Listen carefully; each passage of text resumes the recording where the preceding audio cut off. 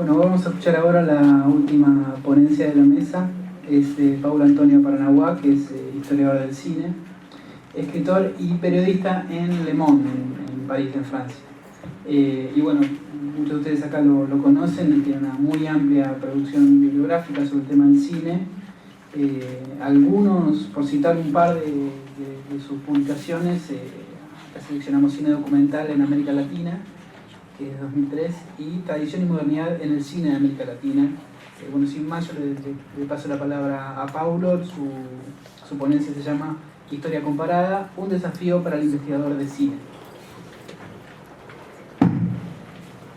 Bueno, al final de 2 días de coloquio, yo había pensado en una de esas dejar de lado la ponencia, subirme a la mesa y tratar de hacer un número a lo Fred Astaire, para tratar de llamar la atención y por lo menos impedir que aquí nos callamos en un soponcio general. Pero teniendo en cuenta la solemnidad de esta casa, esta medio laberíntica que nos recuerda que no en este edificio, pero en esta institución, estamos de una cierta manera bajo la tutela de Borges, teniendo en cuenta la seriedad de todos ustedes y la emoción que me causa siempre volver a Buenos Aires, teniendo en cuenta que compartí con los argentinos los años tan intensos y tan horribles, los años 70, entonces prefiero más modestamente leer mi ponencia. Quisiera tomar como punto de partida un par de preguntas muy pertinentes que formula Ana Laura Lusnich de la UBA en un texto reciente, pasado y presente, de los estudios comparados sobre cine latinoamericano. Dice ella: es posible estudiar de forma comparada cinematografías que desde el punto de vista histórico y cultural no son equiparables ni homologables, sino de forma relativa, y que en lo referido al campo cinematográfico han vivido realidades disímiles en lo que respecta a la producción, distribución y exhibición de los filmes. Es posible diseñar un modelo de estudio comparado sin recurrir a generalizaciones, que contemple las similitudes y los rasgos distintivos de cada cinematografía. A estas preguntas de Ana Laura se les podrían añadir otras cuantas. El comparatismo nos acerca a una mejor comprensión del proceso cinematográfico en América Latina. Los estudios comparados pueden insertar al cine en una visión del desarrollo de la cultura contemporánea en nuestra región y en la historia general de nuestras sociedades. Trataré de responder a partir de una reflexión sobre mi práctica en los últimos 30 años. Más sabe el diablo por viejo que por diablo. No trabajé a partir de una teoría, sino más bien de una intuición, sin duda favorecida por mi conocimiento de la bibliografía y el ejemplo de los estudios literarios. Mi problema era cómo escribir la historia de nuestras cinematografías sin caer ni en el mero paralelismo ni en la homogeneización forzada. Siempre tuve la preocupación de dirigirme a un público potencial no especializado ni exclusivamente cinéfilo. La reflexión metodológica la canalicé en algún texto donde propugnaba el comparatismo y en mi tesis de doctorado. Escribí la tesis en francés, como diría Billy Wilder: nobody is perfect. Independientemente del distinto nivel de producción cinematográfica de cada país, toda América Latina ha recibido el impacto del cine a lo largo del siglo XX. Industria transnacional, a la vez producto y vector de la mundialización, el cine ha contribuido a forjar las mentalidades y a acelerar el proceso de urbanización. La civilización de la imagen en su fase industrial ha estimulado la modernización de América Latina. Desde luego, la imagen múltiple llegó mucho antes que el invento de los hermanos Lumière. Sin remontar a las imágenes religiosas de factura artesanal del período colonial, encontramos antecedentes de la era de la reproducibilidad técnica en la fotografía y la prensa gráfica ilustrada. Pero el cine cambió radicalmente la iconosfera, transformándola en espectáculo de masas. La recepción, el público masivo, constituyen una dimensión fundamental del fenómeno cinematográfico. En el capítulo Deslindes de mi libro Tradición y Modernidad en el Cine de América Latina, intenté clasificar nuestras sociedades según los distintos grados de intensidad y familiaridad con el espectáculo fílmico. El público amplio de las grandes salas de exhibición del periodo clásico va a sufrir un proceso de diferenciación en segmentos de mayor o menor sofisticación después del auge de los cineclubs y los cines de arte. Desde el periodo silente surgen focos urbanos de irradiación del cine en diversos países que coinciden a menudo con los centros productivos de la etapa siguiente.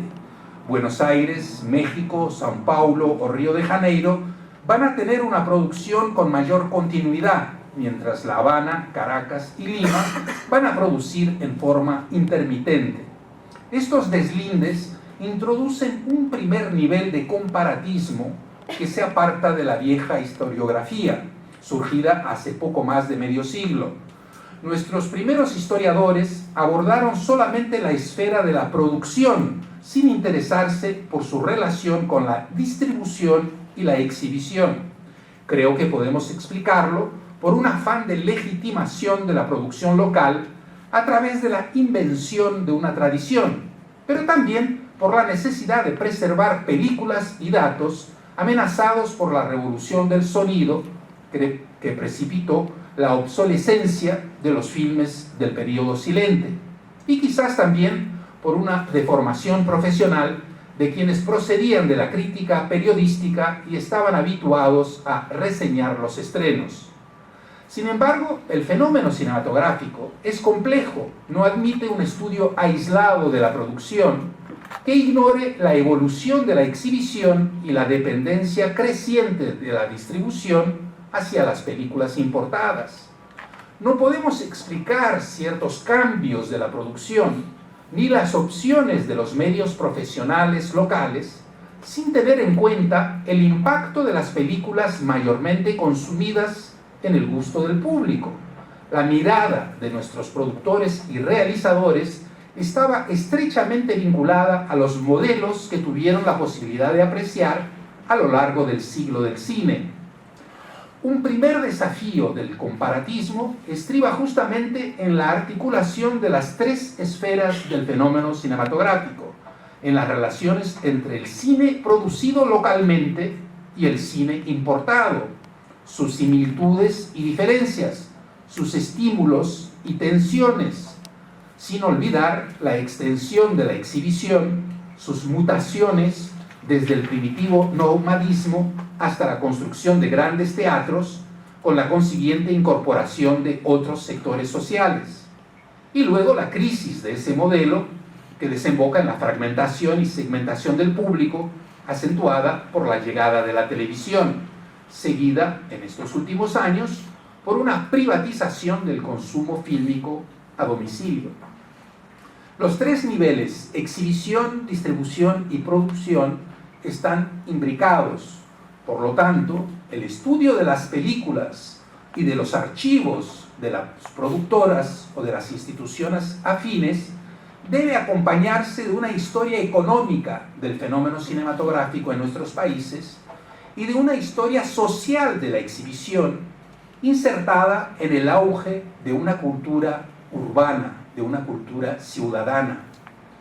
Podemos tratar de acercarnos al público, que es el gran ausente de nuestra historiografía, buscando fuentes sobre la recepción. Resulta difícil estudiar las representaciones en las pantallas, dejando de lado al espectador y a la evolución de las mentalidades. Planteadas de tal forma, las inmensas diferencias en cuanto a la producción nacional dejan de ser un obstáculo para el comparatismo. En un segundo nivel, se trata de comparar la experiencia cinematográfica en los distintos países de la región. Los estudios comparados proponen un terreno amplio y fértil para la investigación. La historia del cine no puede reducirse a su dimensión estética, ni mucho menos ideológica. Debe integrarse a una historia social y a una historia económica que tengan en cuenta el carácter internacional de la expansión cinematográfica. Este enfoque tiene consecuencias para la periodización, que ha sido uno de los rompecabezas de nuestros historiadores.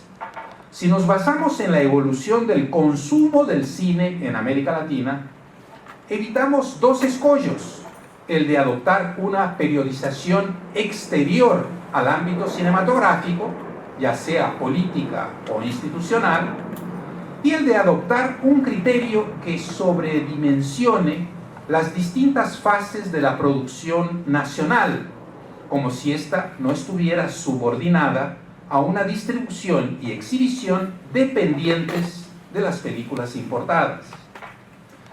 Sin embargo, los estudios comparados no pueden limitarse a establecer convergencias y divergencias entre nuestros países. Deben ampliar y profundizar el campo de investigación.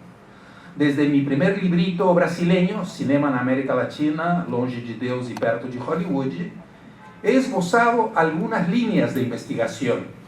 En el caso del cine silente, carecemos de películas conservadas suficientes. Sería útil estudiar los puntos de contacto con la fotografía primitiva. Por ejemplo, ¿en qué medida los archivos fotográficos Casasola nos ayudan a entender el documental de la Revolución Mexicana? La prensa gráfica tuvo seguramente una influencia en el trabajo de los productores de noticieros. Quisiera recordar que la producción documental institucional fue la única que compitió verdaderamente en nuestras pantallas con la producción importada, los noticieros extranjeros. Y eso no solamente en el periodo silente, sino incluso en la década de 1950. Un pecado original de la vieja historiografía fue el de desdeñar el documental en provecho de la ficción, sobre todo a partir del cine sonoro, a pesar de que laboratorios y profesionales subsistían en buena medida gracias a los noticieros. El comparatismo no puede admitir compartimientos estancos, ni mantener un fetichismo de la ficción que se asemeja, en nuestro caso, a un wishful thinking o a un mimetismo inconsciente hacia la producción importada, dominante en los mercados y en la mente del público.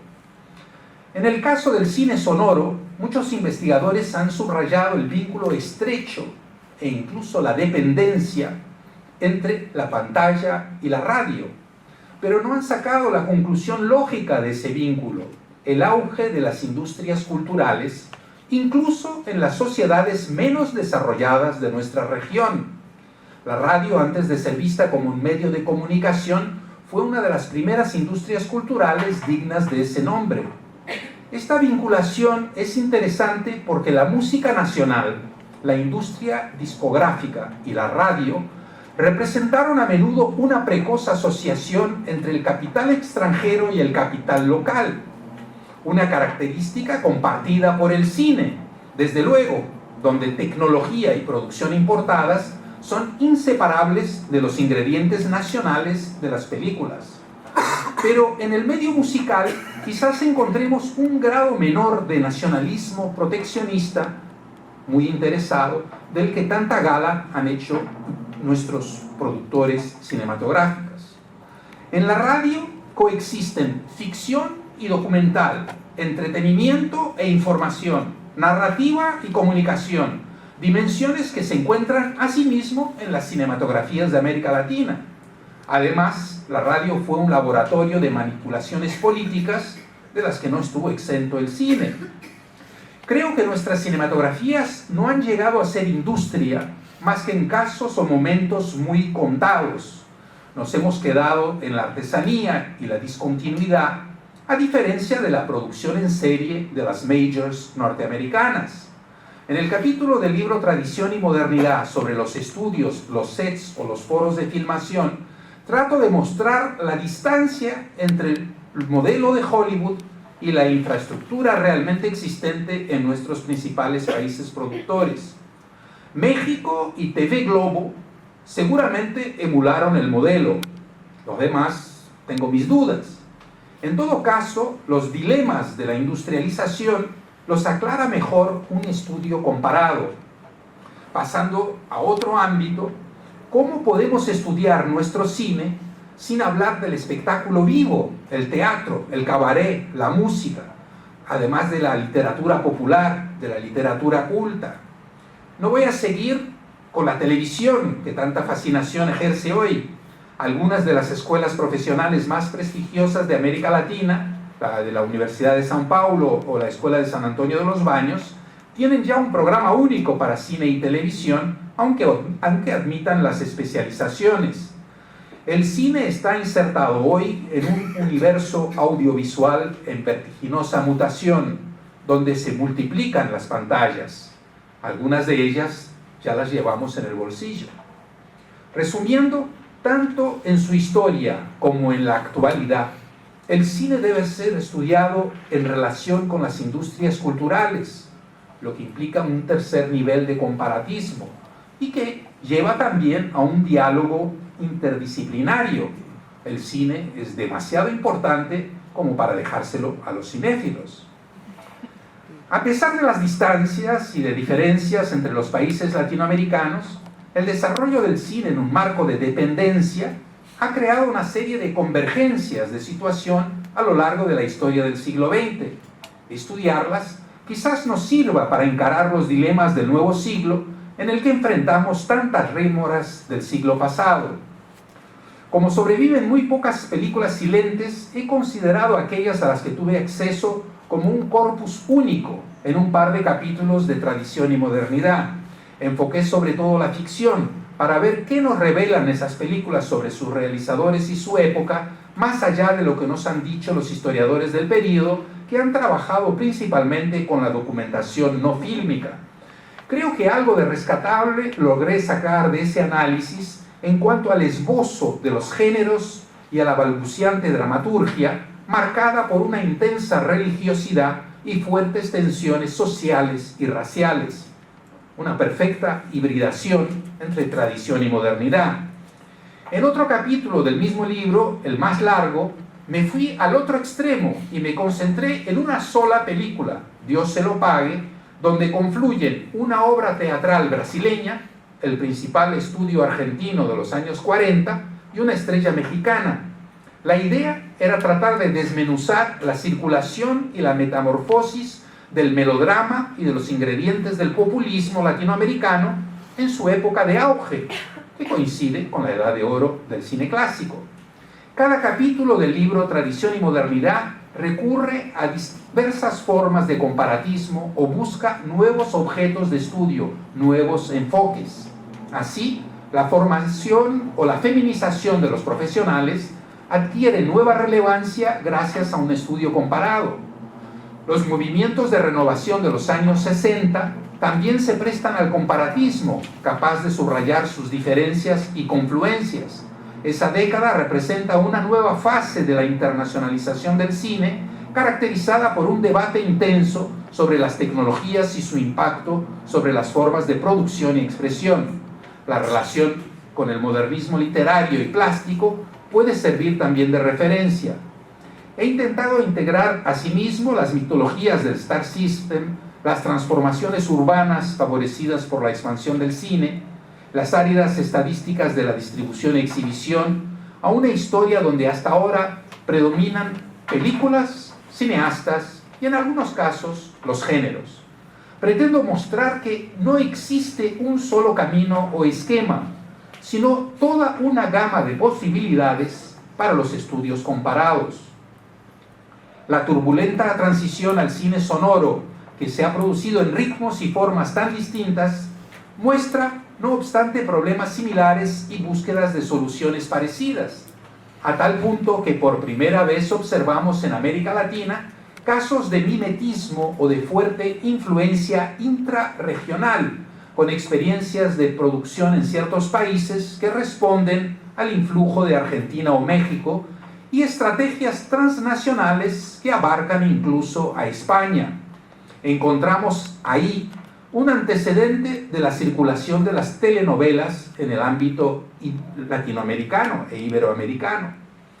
Eso sin olvidar el papel de formación y estímulo contradictorio que ejerció la producción norteamericana en lengua española de los años 1930, ignorada por nuestra historiografía. En el posguerra, las influencias también fueron comunes: el documental social británico, el neorrealismo, el movimiento de los cineclubs con la disputa entre la izquierda y la Iglesia Católica, las escuelas europeas de cine y luego las nuevas olas de los años 60 que se confunden en los festivales con la propia renovación latinoamericana. Considerar las películas influenciadas por el cine italiano de posguerra como un corpus, a semejanza de lo que hice con las silentes, me ha llevado a identificar la existencia de un neorrealismo latinoamericano. El tema adquiere así otra dimensión. El neorrealismo pasó por un proceso de naturalización que lo ha convertido en una tendencia recurrente en América Latina. Sin embargo, pienso que los estudios comparados no demuestran la unicidad, ni siquiera la identidad de los cines de América Latina en los años 60, sino su diversidad, más allá de convergencias voluntaristas y políticamente interesadas. Pero eso es un tema polémico, no pretendo dirimir la discusión en pocas palabras. Varios autores hemos escrito ya sobre la cuestión, y la diferencia de criterios hace que ese periodo tan fértil siga vigente en nuestras memorias. Como sugería la regla del juego de Jean Renoir, lo importante no es saber quién tiene razón, sino entender que cada uno tiene sus razones. La imagen es polisémica, el cine es un fenómeno cosmopolita, abierto al intercambio entre las culturas. Cabe a cada lector, a cada espectador y a cada investigador hacer sus propias interpretaciones, sin dejar por ello de mantener un diálogo abierto de cara a las nuevas generaciones. El comparatismo no nos depara solamente problemas metodológicos, sino también auténticos desafíos de orden práctico. El acceso a las fuentes, a las películas y a la documentación no fílmica es sin duda el más difícil de resolver, y las barreras entre las disciplinas, las instituciones, las universidades, los organismos de investigación y los archivos fílmicos no facilitan un enfoque que intente superar el marco nacional de cada país. Por su amplitud, algunas investigaciones rebasan las capacidades individuales y exigen un trabajo de equipo con apoyo institucional. Por ejemplo, los noticieros, una de las tareas más urgentes por sus implicaciones en términos de preservación y restauración.